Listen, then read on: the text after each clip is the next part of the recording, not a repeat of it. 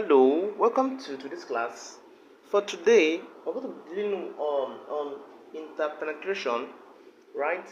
So we're going to be dealing with a square prism intersecting a cylinder. So what will the interpenetration or perhaps intersection arc will be if a square prism intersecting a cylinder? What will be the intersection, the curve of intersection? How will it look like? So our first task is to see the question at the right hand side of the screen. So the question is given in terms of what the third first angle projection. Why? Because the elevation is up and the plan is down. So first things first, how do you solve this? My first task here is to start with the plan. I will take my T-square in this format. I'll draw a horizontal line, right? And I will take my T-square to draw a vertical line. So I have this. Next task, I'll pick this point, my center point. The prism, the square prism down here is given to be what the 40, right? As you can see my arrow indicating.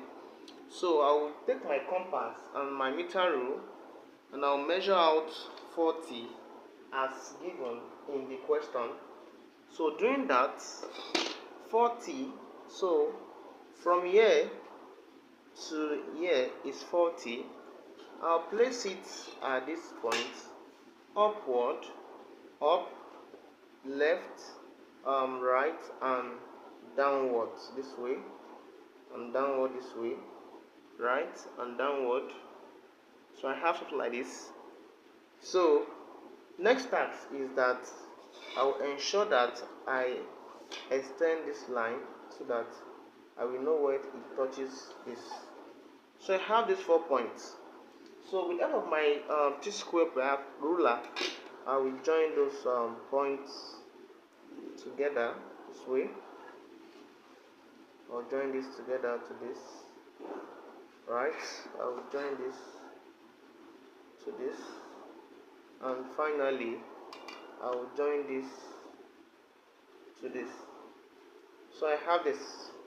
This is my square prism here, right? So what my next task? My next task is that I will, if you observe that there's a pipe here, right? So having its diameter as shown in the elevation to be 40 diameter. So measure out 20 upward and 20 downwards. So taking my meter rule, I'll measure 20. So take it up 1, take it down 2. So I'll extend this line, extend this one this way, come to this point here, right? Extend this way. So I have this, right? I have this. So if you look closely, I need to take transfer points. I'll take this point here, I'll take it upward, come to this one too, I'll take it upward, right? So I'll extend my T-square in this way, in this manner, such that that line I want to draw now, that base line will not touch this square prism this way. I'll leave a distance. So I have this, right? Next task is that the entire height of the cylinder, this is for the square prism, the cylinder is entire is what 70, as you can see my arrow indicating. From this point here, this is 0 to this point is 70, right? I'm taking it because it is ticking, right? Next up is that we close it up this way, close it up this way, right? Close it up. Next task, I can't just close this part up. Why? Because I'm already given there's a pipe of diameter of what 40 at this point here. So I need to establish that. How do I do that? My first task is that I will take my perhaps my compass and measure out. We said from here to here is 70. So half of 70 is what? 35. So measure out 35 to get the middle of the cylinder. 35 at this point. So at that 45, we said we measure 20 up, 20 down here. The same way at that point 25 here, 20 up, 20 down. So similarly, what I did there, I will transfer this man here, this one outward this way. Next up, transfer this one here outward this way. I have this.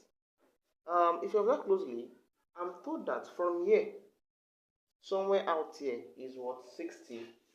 So using my meter rule, I'll measure out 60. 60 is at this point here. So this is my point 60. This point here, which I will transfer to this point, the thick line, right? And come down here, transfer to the thick line this way, right? To know the limit at of this pipe. So I'll close this part up with a thick line. Similarly, I'll close this part up with a thick line. Coming up here, same way with a thick line. Coming up here too with a thick line. Next up, I will close them up. Close them up. If I close them up, I'll have something like this. I'll close this point here to this. I'll close this point here to this. So I have this, right? As you can see at the right hand side of the screen. So my next task now is that if you observe closely, I want to get out the interpenetration curve or intersection curve of this stuff. So what do? First task is that, we said this is our middle, right? I'll transfer the middle point outward this way, right? Just to illustrate something. Next task is that I will come to this front. I'll give a distance from this. Let me just come to this point here. Draw a faint line this way. Draw a faint line this way. So you can see what I'm doing. My next task is to take my compass, measure from here to here, which is this, and draw a semicircle. I have this. Come to this center here. Since they are the same diameter, just measure this, just take it same way. So I have this, a semicircle. Next up, come to this tip here, the apex. 1, 2. Come to the apex. 1, 2. Similarly, come to this side here, take it 1. Come to this side here, take it 1. Let's do it simultaneously.